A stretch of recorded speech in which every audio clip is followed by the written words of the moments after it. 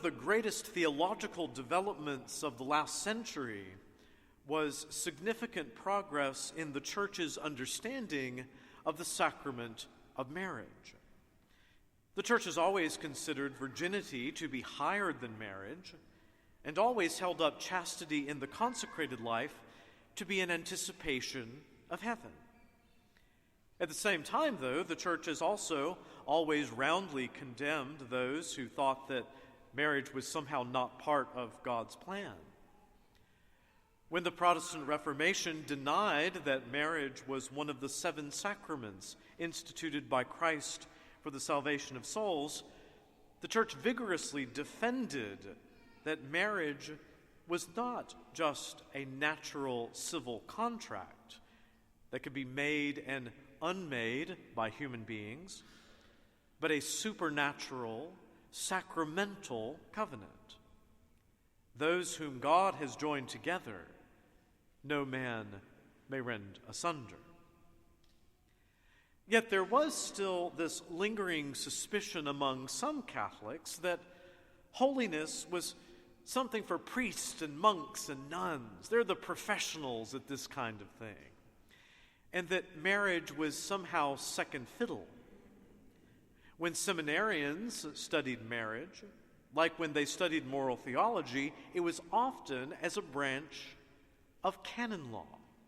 And I can't think of anything more boring among all of the disciplines of the Church than canon law, but that was how it was taught.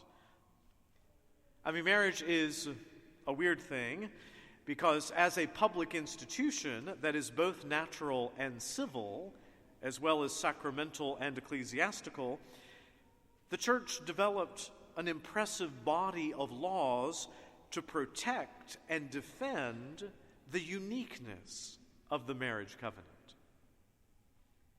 In the early 20th century, the advent of genetic engineering, artificial contraception, widespread divorce, and new arrangements of families led the Church to a deeper reflection on the picture that the Bible, natural law, the social sciences, and the theological tradition presented about holy matrimony. What exactly is God's plan for sex, marriage, and family life?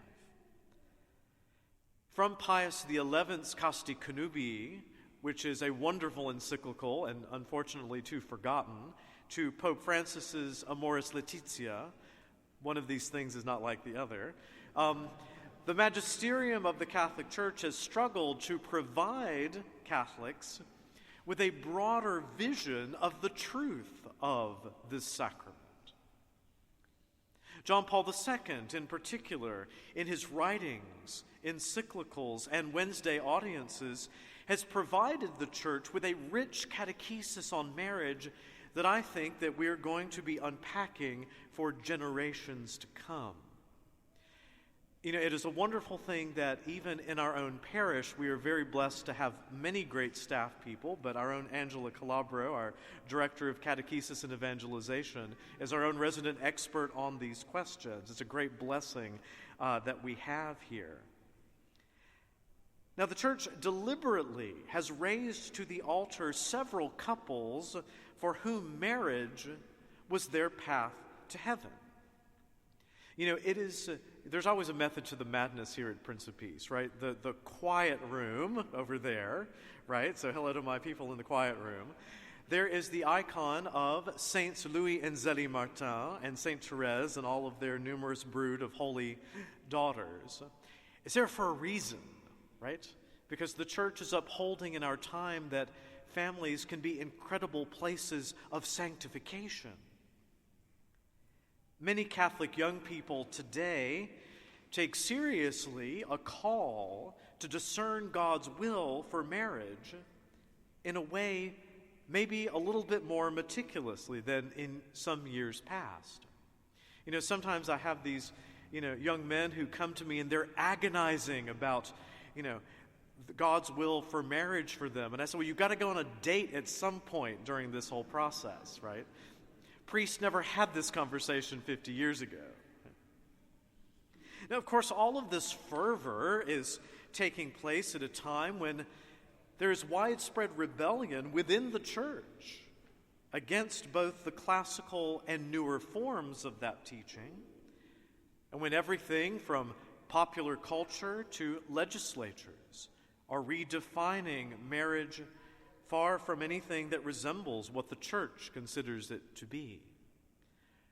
There's a lot of confusion, but there's also a lot of opportunity. The vast majority of baptized Christians are called to live out their baptismal call to holiness in the state of marriage. Most of you who are in this church today, that is going to be your path to heaven. It won't be my path to heaven because there is no woman who would dare put up with me for that long.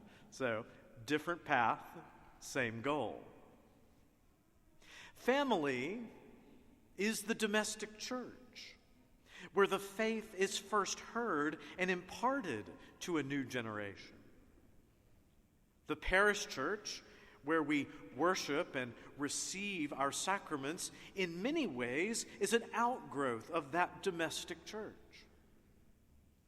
Even though baptism is the first sacrament we receive, the doorway to the supernatural life of grace in the soul, marriage, John Paul II recalled, is the primordial sacrament, the only one to exist before Christ and his church, and the only institution that has aspects both natural and civil, as well as supernatural and ecclesiastical. When Pope Pius X became a bishop, he showed off his beautiful blingy episcopal ring to his mother, who pointed to her wedding ring and said, "Honey, if I didn't have this, you wouldn't have that." Okay? Now that is my kind of Catholic mama. Okay? St. Francis de Sales, whose introduction to the devout life is shaping our 2020 at Prince of Peace, was one of the most powerful voices reminding the church that we are all called to holiness. And the devout life belongs in marriage and family just as much as it does in the context of a convent or a monastery. It just looks different. Different path, same goal. When the great Bishop of Geneva writes about marriage, he reminds us that for love to last, even in marriage, it has to be divine love lived there. If married couples fall short of that, it's not going to last, especially now. He says that the effects of that divine love are the following: an indissoluble union of your hearts, an inviolable fidelity of each party to each other, and the birth and lawful rearing of children.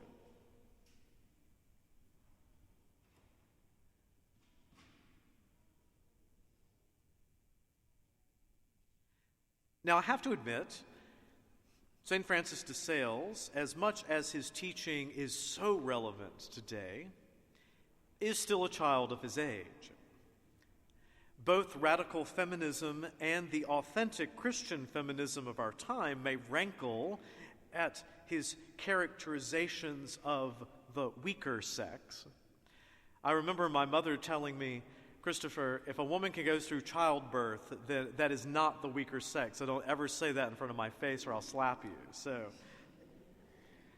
I wonder what his best friend, St. Jean-François de Chantal, who can hardly be described as weak in any sense of the term, thought when she read these words. But don't let that get in the way of the very deep truths here. One of the most arresting images that he employs here about the virtues of married life is inspired by the Bible. In Genesis chapter 24, we read about the great patriarch Abraham's son, Isaac, who is looking for a wife. He prays that God would give him a very concrete sign. May it be that when I say to a young woman, "Please let down your jar that I may have a drink," and she says, "Drink, and I will water your camels too," let her be the one. That is really specific. Okay? And you know what? The best part of the story is that before he even gets the words out of his mouth, the stunning virgin Rebecca appears and does just that. Okay? Isaac gave her a nose ring and 2 bracelets, and then, the text tells us, bowed down and worshiped the Lord. He responded to his answered prayer with generosity and adoration. But he was still terrified that she wouldn't want to marry him and leave her family to follow him. He then brought her to his mother, Sarah, for a blessing, and they were married in what has to be the shortest engagement in the Bible. Okay? It seems that all of this may have taken place literally in the matter of a few hours. Okay? So love at first sight is actually a thing. Who knew? Right? Interestingly enough, many translations render nose ring as merely ring or earring, which is what the Latin Vulgate, St. Francis de Sales was working from, renders it. But it appears from the original Hebrew and our knowledge of ancient Near East marriage customs that it was indeed a nose ring. But how does St. Francis de Sales interpret this ear ring? This mystical ornament signifies that his wife's ear is the first part a husband should take possession of, and the wife must faithfully keep it for him, so that no other sound or language should enter it but the sweet and loving music of pure, chaste words. We must remember that poison enters the soul through the ear, just as it enters the body through the mouth. What is he getting at here? Well, what husbands and wives say to each other, what they don't say to each other, can make or break a marriage. Isaac shows the way by lavishing generosity and beauty on his beloved's ear, and assuring that his words that would enter therein would always be accompanied by that same generosity and beauty. And she responded by being a virtuous, wise, and chaste woman. Husbands, love your wives, even as Christ loved the church.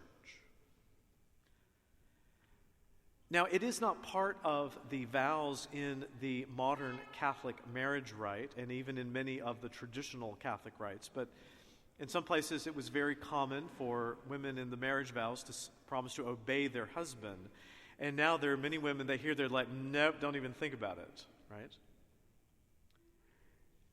But I am firmly convinced that very few women would balk at obeying their husbands if they knew their husbands loved and treated them like Jesus did. If you're going to treat me like Jesus, then that's great. Well, happy to live life together. It's when husbands forget to do that women rebel. Isaac and Rebekah also struggled with infertility, one of the greatest stressors on marriage. The book of Genesis tells us that the two prayed together. But the Hebrew original evokes that they prayed opposite each other on the same side of a place designated for prayer in their home. If Father Patrick Peyton would tell us in the last century, the family that prays together stays together, the first book of the Bible shows us that if a man and wife do not spend time praying together as a couple in their home, even if that home is just a tent in the desert, like it was for Isaac and Rebekah, they're sunk. I can't tell you what it meant for me as a little boy to see my mother and father kneeling at the marriage bed, the altar of their sacrifice, praying together for God's guidance. Now, they could have a knockdown, drag-out fight when they wanted to, but they knelt at the altar of their sacrifice to pray for guidance, reconciliation, and love. I will never forget that example. That time in prayer together has a habit of making even the most difficult aspects of married life more pleasant. How does St. Francis de Sales describe it? There are certain kinds of fruit, the quince, for instance. If you threw a quince at me in the face, I would have no clue what it is. So if you happen to find one at the grocery store, bring it to me, because I don't know what one is. But anyway, which because of their bitter juice are agreeable only when preserved in sugar. While because of their tenderness, certain others, such as cherries and apricots, cannot be kept long unless preserved in the same way. Wives should desire that their husbands be kept with the sugar of devotion. Without devotion, a man is a severe, harsh, rough creature, and without devotion, a woman is very frail and apt to decline in virtue or lose it.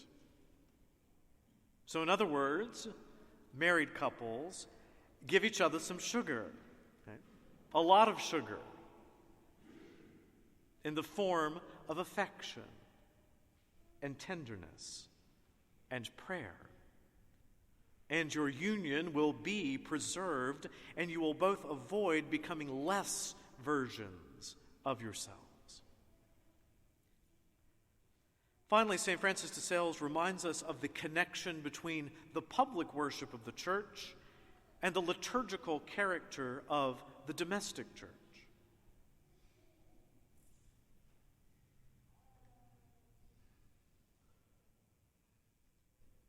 St. Gregory Nazianzen tells us that in his time, married people kept their wedding anniversary as a festival day. On that day, husband and wife should go to confession and Holy Communion, and with more than ordinary fervor commend to God the success and happiness of their marriage. They should renew their good intention to sanctify it still more by mutual love and fidelity. And, so to speak, they should recover breath in our Lord to support the burdens of their vocation. Do you remember a time when the partner you fell in love with took your breath away? Are you and your spouse now on artificial life support? Or are you letting God breathe life into the dry old bones of your marriage? Is your anniversary just another date on the calendar? Do you merely commemorate it with a date night out and an exchange of memorabilia souvenirs? Or do you see it as your own couple's Easter, the feast of feasts? Do you prepare for the anniversary of your marriage like the church prepares for Easter? In prayer and preparation and penance, so you can celebrate and revel in the joy that God has put the two of you together. How do your children see you live the anniversary of your marriage? Something ordinary, nothing special, or as a feast of feasts, the central event in the yearly calendar of your domestic church? Now, unless you are an absolutely horrifying human being, which if you are, we need to have a word of prayer, you would never tell your children, you're just ordinary, you're nothing special. They're miracles. And that's why you make a big deal about every day that is special to and for them. So why not do the same for that day without which none of that beauty would even exist? My dear friends, our Lenten project as a parish is to simplify and unify. When our married couples simplify their lives to get rid of anything that is not God and His will for their lives, they are amazed to see how much they grow together. Satan wants to divide couples, families, and homes. And I'll tell you right now, the father of lies has done a pretty bang-up job of it in our own time.